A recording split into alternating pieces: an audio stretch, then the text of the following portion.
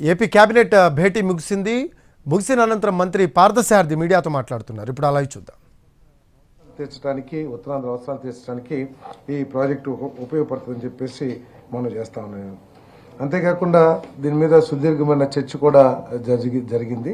ఇంకా ఓవరాల్గా ఇరిగేషన్ మీద చాలా ప్రాజెక్టుల్లో గత ప్రభుత్వ నిర్లక్ష్యం మూలంగా కానివ్వండి, ఈ సాగునీటి రంగాన్ని పూర్తిగా గాలికి వదిలేయటం మూలంగా కానివ్వండి, అనేక ప్రాజెక్ట్స్లో గేట్లు కొట్టుకుపోవటం, లేకపోతే ప్రాజెక్టు కట్టలు కొట్టుకుపోవటం, ఇటువంటి సంఘటనలు మనం చాలా చూస్తూ ఉన్నాం. ఇటీవల పెదవాగు అని చెప్పేసి మన పోలవరం కాన్స్టిట్యున్సీ దగ్గర 2 రాష్ట్రాలు మెయింటైన్ చేసే పెదవాగు ప్రాజెక్ట్ ఏది ఉందో అక్కడ కూడా గేట్లు కొట్టుకుపోయినాయి. దాని ద్వారా కొన్ని వేల ఎకరాలు పంట మునిగిపోవటం జరిగింది. రీసెంట్గా మరి తుంగభద్ర గేట్ ఏదైతే కొట్టుకుపోయిందో దీంట్లో మన ప్రీతం ముఖ్యమంత్రి చంద్రబాబు నాయుడు గారు ప్రదర్శించిన సమయస్ఫూర్తి కానివ్వండి, టైమ్లీ డెసిషన్ కానివ్వండి, ఆ ప్రాంత ఆయకట్టు రైతులందరినీ కూడా కాపాడిందని చెప్పేసి మనం చేస్తాము. దాని మూలంగా ఇంతకుముందు కర్ణాటక మంత్రులు కానివ్వండి, అధికారులు కానివ్వండి అక్కడికి వచ్చి ఈ పని పూర్తి చేయలేము, ఈ రిపేర్ పూర్తి చేయలేము, ఈ సీజన్కి మేము నీరు సరఫరా చేయలేమని చెప్పేసి కూడా కర్ణాటక ప్రాంతంలోని ఆయకట్టు రైతులకు కూడా తెలియజేశారని చెప్పేసి కూడా మాకు సమాచారం ఉంది. అంతేకాకుండా రిపేర్స్ టేకప్ చేయాలంటే దాదాపు 60-70 టీఎంసీల నీటిని ఖాళీ చేసి అప్పుడే మనం గేట్లు రిపేర్ చేస్తాం కానీ లేదా కొత్త గేట్ అమర్చడం కానీ చేయగలిగేవని తీసుకున్న నిర్ణయంలో దాన్ని కూడా కాదని ముఖ్యమంత్రి గారు తీసుకున్న స్పెషల్ కేర్ మూలంగా కేవలం 3 రోజుల్లోనే ఆ రిపేర్స్, ఆ గేట్ ఏర్పాటు చేయడం కాకుండా మళ్ళీ ఆ ప్రాజెక్టు పూర్తి స్థాయి నీటి నిల్వ కూడా ఈ రోజుకి చేరుకుందని చెప్పేసి మనం చేస్తాము.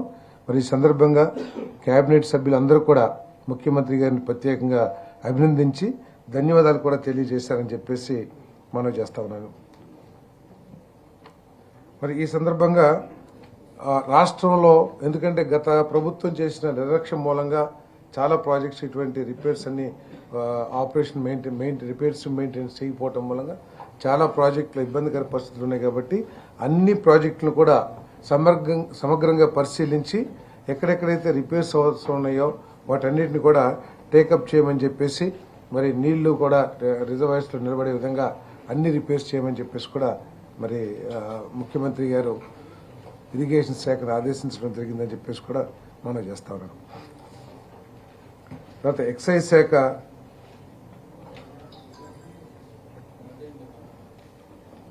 పునర్వ్యవస్థీకరణకు కేబినెట్ ఆమోదం తెలిపింది.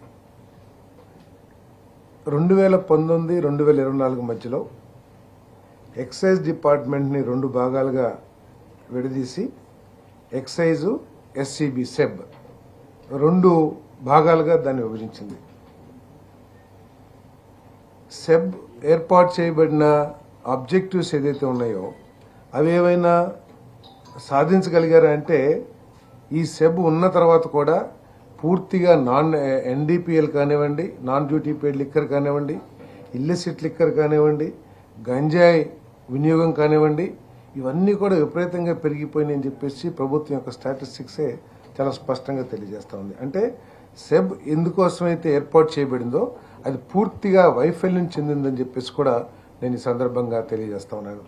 అంతేకాకుండా ఈ సెబ్ని వాళ్ళకి కావాల్సిన విధంగా వాళ్ళ ఆలోచనకు అనుగుణంగా పనిచేయటానికే సెబ్ను వాడుకున్నారు తప్పితే రాష్ట్ర ఆదాయాన్ని పెంచడానికి కానివ్వండి, లేకపోతే మద్యం సేవించే వాళ్ళ హక్కుల్ని కాపాడు కోసం కానివ్వండి ఏ విధంగానూ పనిచేయలేదని చెప్పేసి కూడా మరి వాస్తవాలను పరిశీలిస్తే అర్థమవుతుందని చెప్పేసి మనం చేస్తా ఉన్నాను.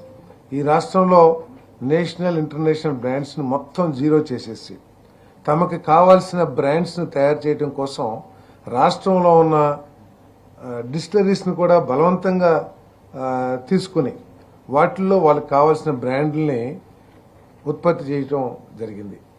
సరే, వాళ్ళకి కావాల్సిన బ్రాండ్లు ఉత్పత్తి చేసిన మద్యం సేవించే వాళ్ళ హక్కుల్ని దృష్టిలో పెట్టుకుని కూడా గత ప్రభుత్వం పనిచేయలేదనేది ఇక్కడ వాస్తవం. ఎందుకంటే ఆ బ్రాండ్స్ ఏదైతే ఉన్నాయో వాటి క్వాలిటీ మీద కానివ్వండి, వాటి రేట్ల మీద కానివ్వండి ఎటువంటి నియంత్రణ లేకోకుండా పూర్తిగా మద్యం ఈ రాష్ట్రం నాశనం చేసిందని చెప్పేసి కూడా గత ప్రభుత్వం నాశనం చేసిందని చెప్పేసి కూడా ఈ సందర్భంగా తెలియజేయాల్సిన అవసరం ఉందని చెప్పేసి నేను భావిస్తా ఉన్నాను.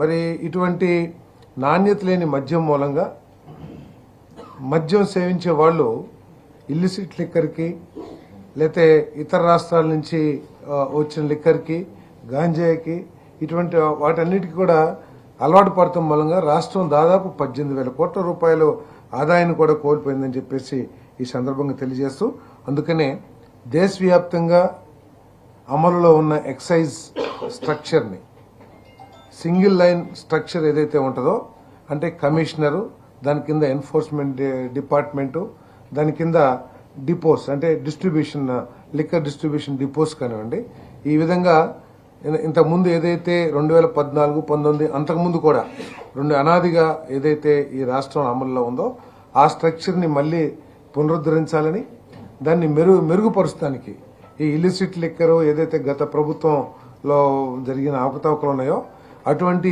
జరగకోకుండా చెక్స్ అండ్ బ్యాలెన్సెస్ కూడా పెట్టే విధంగా ఈ ఎక్సైజ్ స్ట్రక్చర్ని డిపార్ట్మెంట్ స్ట్రక్చర్ని చేయాలని చెప్పేసి ప్రభుత్వం నిర్ణయం తీసుకుందని చెప్పేసి మనం చేస్తా ఉన్నాను. అదేవిధంగా